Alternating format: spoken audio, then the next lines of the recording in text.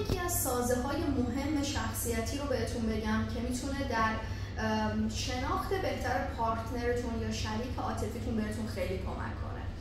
دیدیم بعضی از آدما رو که وقتی درگیر یک هیجان منفی میشن، مثل اینکه یه خشمی رو تجربه میکنن، عصبانی میشن، بسیار ناراحت میشن یا درگیر اضطراب میشن، یه جورایی اصطلاحاً میزنن به سیم آخر.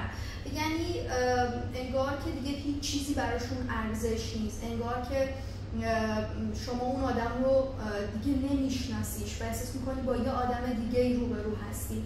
این آدم‌هایی هستن که یه جورایی رگه‌هایی از نهیلیسم رو هم در اون لحظات تجربه میکنن.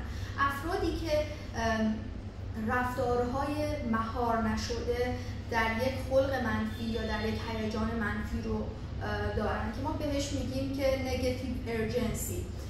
این افراد در واقع وقتی در اون هیجان منفی قرار میگیرن رفتارهای بی‌محابا دارن، میگن به جهنم، به درک، اصلا هیچ چیزی دیگه براشون مهم نیست.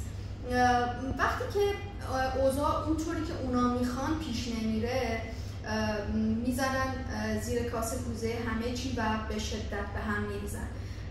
شاید بعداً عذرخواهی کنن، شاید بعداً بگن که من اونجا عصبانی بودم یا هر چی، ولی خب یادتون باشه که این به شما یک واقعیتی رو نشون دادن از خودشون که شاید دیگه باید بیشتر در مورد رابطتون تأمل کنید.